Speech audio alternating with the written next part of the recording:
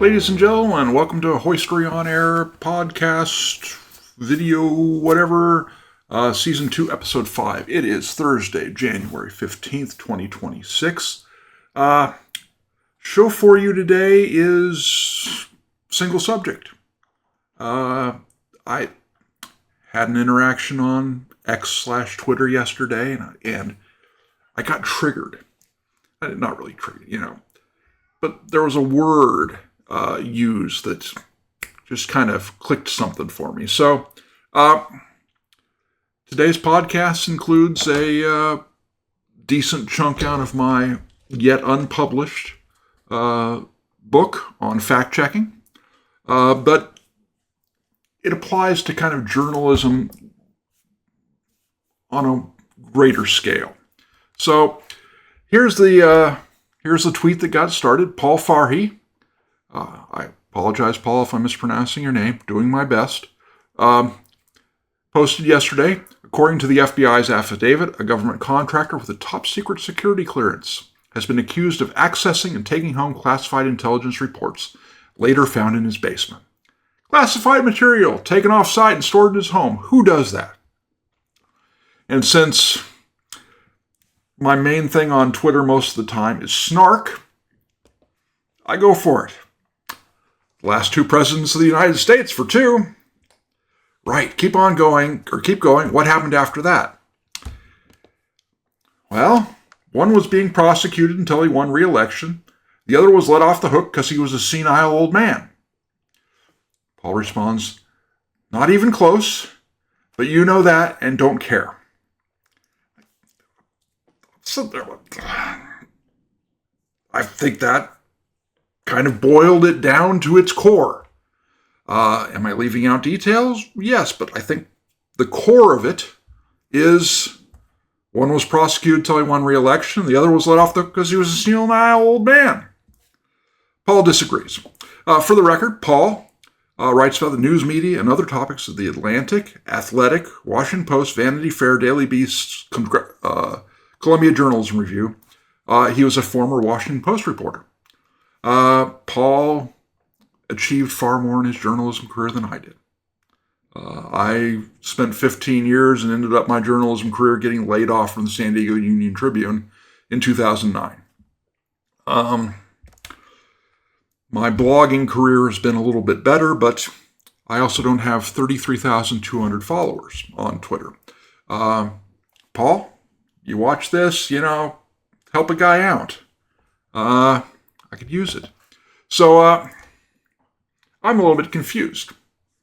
Let's go back here. Not even close. So I'm where am I way off? So I go over to Wikipedia. Again, I know Wikipedia leans left. There are certain things I won't trust it for. But when it jibes with my own personal memory of what happened, considering, it's kind of left-leaning, I take that to be analysis or, evidence that I've got it right, or mostly right. Trump was charged separately for each of 32 documents under the Espionage Act. The other 8 charges against him included making false statements and engaging in a conspiracy to obstruct justice. Though Judge Eileen Cannon initially set trial for May 20th, 2024, she postponed it and then dismissed the case on July 15th, ruling the appointment of Jack Smith had been unconstitutional. Though the special counsel appealed the dismissal, it later chose to wind down the case following Trump's election in November 2024, in part due to its long-standing department policy not to prosecute a sitting president. So one guy got prosecuted until he won the election. Okay. Thought that was pretty good. I asked, are we going with the Biden wasn't senile defense? I thought we'd abandon that one with the Jake Tapper book. Because I'm genuinely confused at this point. I'm a little kind of amused, but also confused. Paul decides to help me out, and I appreciate that. He says, here, I'll help you. Her decided prosecuting Biden wouldn't lead to a conviction because a jury would be sympathetic to an old guy with a faulty memory. Him, Biden. Judgment call. Correct, yeah. Whereas Trump openly defied efforts to get docs returned. I buy that? Yep, that's true too. I simplified it. These are the details that Paul feels are necessary for understanding what happened. Fair enough. Again, my first, comment was, something really quick. So I come back, so I described it perfectly accurately, but in a tone and fashion you disapprove of. This is typically characterized as bias. I have mine, you have yours. My characterization of the situation accurately, but not in line with your bias, doesn't make me wrong. Again, he's accusing me of not being accurate because I didn't include certain things that he wanted included. To give more, and you'll see the word here in a minute, context. Nah, your description was incomplete and lacked any context. So it wasn't perfectly accurate, quite a bit less, in fact, but your bias makes you blind to that. Not really, but okay, that's the way you feel. I'm not going to claim absolute objectivity, no such thing. Thank you, Paul. That statement I appreciate more than probably anything else that most, journalists say. Realizing, for the first part of acknowledging you have a problem is realize, of dealing with the problem is acknowledging that you have it. So thank you, because there are far too many journalists that, oh no, I am unbiased as the day is long. And and sometimes I feel like they're talking about winter above the Arctic Circle. But quite a bit less. In fact, your bias makes you blind to that. I'm not going to claim absolute objectivity, no such thing. But my biases distort a lot less than yours. I'd kind of argue that depends on the story. Because I suspect there's stories where your bias can infect more. And there are other stories where it infects less. It's, not quite along the lines of confirmation bias, but, if it's a story that kind of agrees with your priors, then your bias, and your politics, then your bias on that's going to be less than if it's something that comes from the other direction. Okay. So context is what kind of set me off. Anyways, and we'll get to more of that and how that applies to fact-checking here in a moment. So I responded, and if we really want to add context, the documents found in Biden's garage dated from his time as a senator.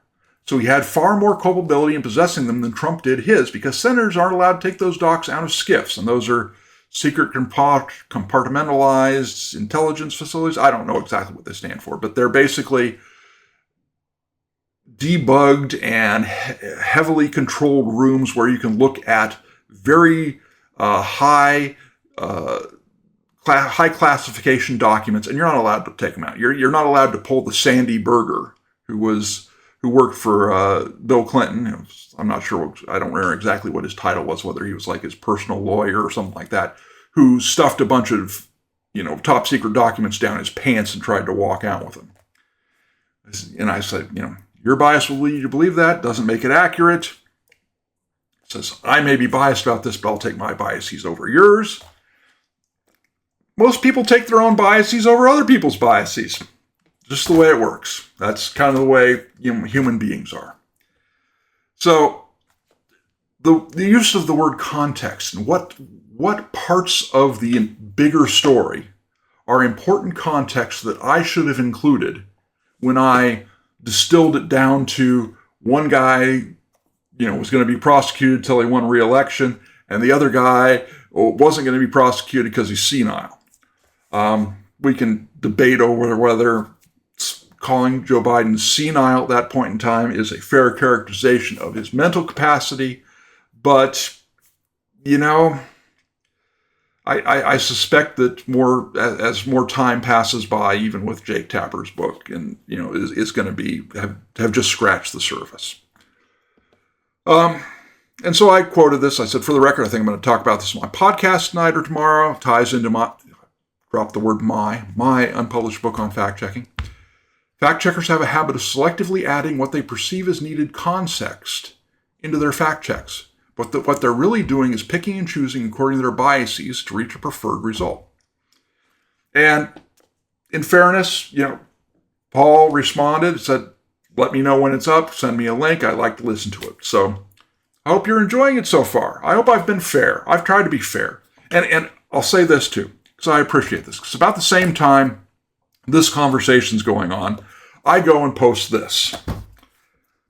Not as part of the thread on that conversation. I say, yeah, I'm kind of cruising for another professional journalist blocking me. And several have. So Paul has not blocked me yet. We'll see what happens after this, goes up and whatnot. But I applaud Paul for having a thicker skin than far too many journalists. I've encountered a lot of journalists with very thin skin. I got blocked by a journalism professor once because I disagreed with a statement he made and changed the statement and put FTFY. And this guy was a journalism professor who was like, he was kind of promoting himself as being very internet savvy and very social media savvy. And I changed the statement and said FTFY. FTFY, for those of you who aren't savvy, is fix that for you. So it's like, you've said it wrong, I am fixing it for you. And he accused me of deliberately misquoting him and blocked me. And I'm not sure if something about a lawsuit was thrown out or libel, but thin skin, not able to handle criticism. So, Paul, keep it up. Seriously. I am very serious about that. There are way too many journalists who have such a thin skin. In fact, I mentioned a couple of them in my book as well. Not in this section, but I've encountered a few. So, my unpublished book. This is not a final cover. I want to tweak the cover a little bit, but my book is entitled Fact-Checking Frauds: How Fact-Checkers Distract, Deceive, and Distort Our Politics. This is an excerpt from Chapter 8, giving Democrats or liberals the benefit of the doubt, but not Republicans or conservatives. That might be a little too long for a title. I don't know. I'll take feedback. So this is a section of the book. Subhead here is Let's Talk Taxes. In an episode of the Fox TV series Sleepy Hollow, a reanimated Revolutionary War soldier, Ichabod Crane, finds himself in 21st century New York, riding alongside a police officer whom he is working with to solve a variety of supernatural mysteries. Holding a Starbucks coffee cup and looking at the sales tax listed on the receipt he's received, he comments that they rebelled from Britain for less. Just to note, this is taken from screenshots out of the software that I use to write the book. So if you see like a link in there, that link is a way of indicating that I've got a footnote for it. So anytime you see the little blue underline, there's a footnote. So nowadays we've got all sorts of taxes that we pay: state and federal income taxes, Social Security taxes, gas taxes, hotel taxes, often called transient occupancy taxes, property taxes, sales taxes, and more. Politicians of every level and stripe can make mistakes when talking simply about taxes, because what's true for federal income taxes is likely very different than what's true for state income taxes or sales taxes. And let's not even delve into property taxes, use taxes, excise taxes, or any of the other plethora of taxes that politicians create to fund their pet projects. When it comes to tax talk, fact checkers give themselves a lot of leeway when deciding who to give the benefit of the doubt, who simply misspoke, who left out important secondary facts. When I say secondary facts here, I'm kind of talking context. What typically seems like an important question is this: who is the Republican and who is the Democrat? Thank you for joining us, Ranger. You need to go away. Cats. That's how I spend most of my day here, dealing with cats. Fudging the facts on corporate income taxes. You really can't blame me for the pun in this headline regarding PolitiFact's fact check of then Ohio Democratic Rep. Marcia Fudge's claim on corporate income tax payments. Given a wholehearted true for her claim that there are corporations in this nation some of the biggest corporations in this nation who do not pay taxes. That's true, really? When approached, Fudge's representative pointed to media reports that General Electric and Bank of America did not pay any taxes in 2009. They also cited a 2008 report from the Government Accountability Office that PolitiFact reporter Sabrina Eaton characterized as showing it's relatively common for big companies to pay no taxes. If I were to don my own fact-checker hat, I could pants on fire Eaton from here to kingdom come after that statement, based simply on the impression she seeks to create. And some of these, when I say impression she seeks to create, I'm referencing like other things in the book where I've kind of addressed these sorts of issues before. So I said the next paragraph gets to the heart of the claim. Between 1998 and 2005, GAO found about 72% of large foreign-controlled companies and 55% of large U.S.-controlled companies reported zero tax liability for at least 1 year. About 50% of foreign-controlled large companies and 42% of U.S. large companies paid no taxes in 2 or more years, and a third of foreign companies and 1/4 of their U.S. counterparts paid no taxes for at least 4 of those years. This is a 7-year period. Just 45% of the large U.S. companies and 28% of the foreign companies reported a tax liability for each of those 8 years. The report defined large companies as those with at least $250 million in assets, or at least $50 million in receipts. This sounds damning if you're absolutely clueless on the key factor in corporate income tax policy. You have to post a profit. Like individuals, if you don't make any money, you don't pay income taxes because you didn't make any income. It's a little more complicated for corporations than it is for the average American taxpayer because United States tax law allows corporate losses to be carried forward several years. Say, for example, Company A lost $500 million in 2020 because of the pandemic. In 2021, they posted a profit and had a tax liability of $100 million. That's 2 straight years where they would have paid no income taxes, and it would likely continue for a year or 2 more as they work to overcome 2020's large loss.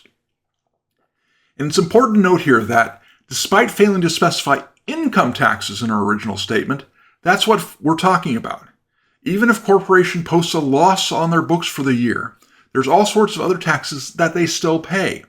They still pay the employer half of Social Security taxes for their employees. They still pay sales taxes on all the office supplies they buy. They still pay property taxes on the land they own. It's important to note this benefit of the doubt that PolitiFact gives Rep. Fudge here when she didn't specify income taxes in her initial statement, because they don't extend that same courtesy to some of the Republican politicians in the examples that follow. And I'm just going to give you one of the examples because I don't want this to go too long. It's enough to make my point. And I hope to get the book published and that you would buy it. So what happens when a Republican drops income from in front of tax? Just over a month later, 2 days before the dreaded tax day of April 15th, Rep. Michelle Bachmann, Republican from Minnesota, got hit with a false when she allegedly misspoke, dropping the word income from an answer to anchor Matt Lauer on NBC's Today Show. Challenging Bachmann on the deficit reduction plan from Rep. Paul Ryan, a Republican from Wisconsin, Lauer asked why the highest tax brackets weren't raised since the plan included Medicare restructuring. If that's on the table, why shouldn't the burden be equally shared, Lauer asked. Why shouldn't we put some of that burden on the wealthy and corporations? Bachmann responded, well, remember again, already the top 1% of income earners pay about 40% of all taxes into the federal government. So if you want to talk about fairness, the top 1% are paying 40% of all of the income. PolitiFact reporter Louis Jacobson, curiosity piqued, looks at the latest available data from the Congressional Budget Office and finds the 2007 tax year federal tax liability for the top 1% of income earners. Federal income taxes, 39.5% share. Federal payroll taxes, 4.1% share. Federal corporate taxes, 57.0% share. Federal excise taxes, 4.7% share. Jacobson looks at these four numbers, concludes Bachman is so far from the truth that there is no other conclusion than a false rating. So, using 2007 numbers at least, Bachman is off by quite a bit. She's even further off if you use an estimate for 2010 by centrist to liberal, Urban Institute Brookings Institution's Tax Policy Center, which pegs the share of all federal taxes for the top 1% at 22.7%. Bachman would have been right if she'd said the top 1% of income earners pay about 40% of all income taxes into the federal government. But she didn't say that. And even if she had, her decision to focus on income taxes rather than looking at the whole federal tax picture would have presented the numbers in such a way that wealthier Americans would look even more heavily taxed than they are. What Jacobson's talking about here is he thinks context is missing. Okay? There's quite a bit to unpack here, and none of it speaks well of Jacobson's analysis. First, let's talk about context. Roll it back to Lauer's question to Bachman. Does Jacobson really believe that when Lauer asked that question, he was referring to payroll, corporate, and excise taxes, in addition to income taxes? 2 days before tax day, as part of a question regarding Rep. Ryan's plan that did not hike the top tax bracket on income, was Lauer talking about payroll and excise taxes? Of course not. Jacobson is not an idiot. He knows exactly what she meant. She was talking about the income tax burden borne by the top 1%, a point that was clear when looking at the second sentence of response, that, quote, the top 1% are paying 40% of all the income taxes. The parenthetical added at the end is obvious, completely makes Bachman's point, and is blithely ignored by Jacobson. Second, we have an appeal to the Urban Institute Brookings Institution Tax Policy Center, which is generously described as centrist to liberal, with a much lower number than the one Bachman offered. A look at the sources Jacobson consulted for his rating includes an interview with Curtis Dubé of the Heritage Foundation. This is something I point out in other places in the book. PolitiFact helpfully lists at the bottom of its fact checks the people it consulted. Email interview with this person, referencing, this appearance on TV or this radio thing or this newspaper. So they list all of their sources. So at the bottom of this fact check, Jacobson lists Curtis Dubé of the Heritage Foundation, conservative think tank, but that's the only mention. So he contacted him, he talked with him, and then didn't use anything he said in the story. What Jacobson asked Dubé and what Dubé's responses are left to the imagination. Again, so Jacobson decides whatever context Dubé would have added, we don't need to know about it. We'll take the center left and just ignore the right-wing guy from the Heritage Foundation. Third, Jacobson shows he wasn't going to allow Bachman to get away with a true, even if she specifically stated income taxes. When she made her original statement, she said 40%. The number for income taxes is 39.5%. Round that number, and she's right on. But Jacobson said that would have given the impression that wealthier Americans would look more heavily taxed than they are. In order to prove this assertion, Jacobson decides we need to consider payroll taxes, which fund Social Security benefits. Jacobson laments that payroll taxes aren't as progressive as income taxes because payroll taxes only affected the first $106,800 of an individual's income in 2011. For 2025, the number is $176,100. There has long been a public policy debate about this limit imposed by Congress, but the payroll tax is meant to fund what is ostensibly a public safety net program that has limits on what it will pay out, rather than a method for funding the federal government. Jacobson not only fails to give Bachman the benefit of the doubt, he also ignores the context in which the question to her was posed and introduces unrelated payroll taxes to muddy the waters. We get back to context. One was being prosecuted until he won re-election. The other was left off the hook because he was a senile old man. Farhi is basically giving me a false because my answer is lacking context. What is the context again that Farhi thought was important?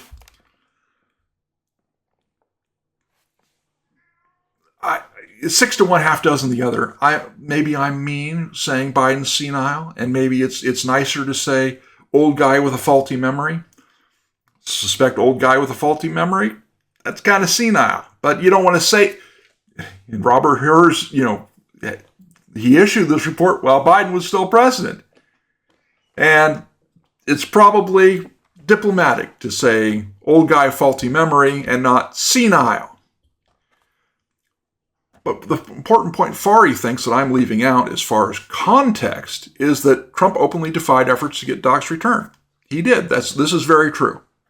And I point this out at the time. And I tweeted this somewhere. It's lost in the thread. X doesn't do threads great. But I've mentioned this several times. I'm not sure if I mentioned it on X. I know I mentioned it to people I have political discussions with. I thought it would have been a good idea, because if we're going to let Biden off on he has these documents in his possession, then we probably ought to do the same with Trump. I was of the opinion that the special counsel should have just forgiven the documents in your possession thing and gone with the obstruction. I thought that would have been fairer. I thought that would have obviated this belief that you've got a double standard. But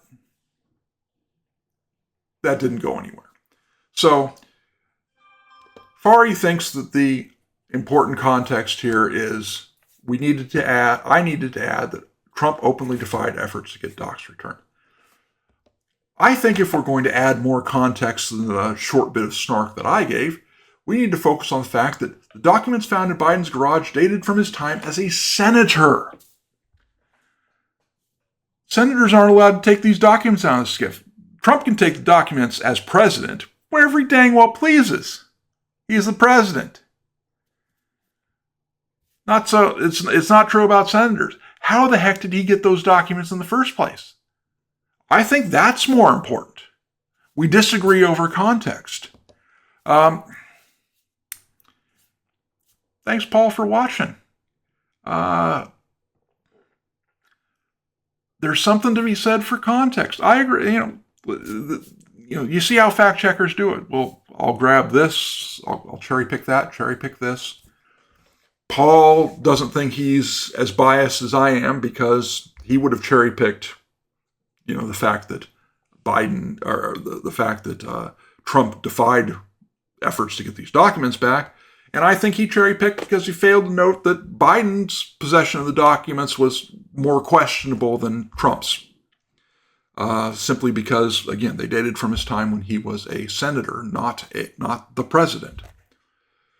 That's all I got for you today. I hope you guys enjoyed it. I hope it'd be great if this kind of whetted your appetite for my whole book. If you go back to some of the earlier episodes of this podcast, I've referenced the book before and read some stuff from it before. Anyways, please follow me on Substack, follow me on X, YouTube channel. Give Paul Farhi, it's Farhip, Farhip, a follow on Twitter. We don't always agree. We often disagree. But again, I applaud him for having a thick skin and being able to take it like a man. I don't know. I do have complaints about journalists who, make some big splash or something, and then when they get criticized, they all of a sudden, limit who can see their account and shut down and, complain, oh, I'm being treated poorly. I think the name on that's Taylor Lorenz. She's in the dictionary right next to that. But there you go. I'm going to have other stuff to talk about probably tomorrow, ladies and gentlemen, because there's a lot happening. It looks like a common problem among presidents, dating back to Barack Obama, is setting out red lines and then seeing the other guy cross them, and it's like, oh well. And yeah, that continues to be a problem. In fact, that's another part that's in my book. I'm not going to go into that tomorrow, but Barack Obama set a red line in Syria. They crossed it, and that wasn't my red line. That was the world's red line. Trump has set a red line in Iran, and they crossed it, and he's like, forget about it. Bad form. Very bad form. Pray for the people in Iran. That's all I got for you today, ladies and gentlemen. Again, thanks for joining me. See you next time.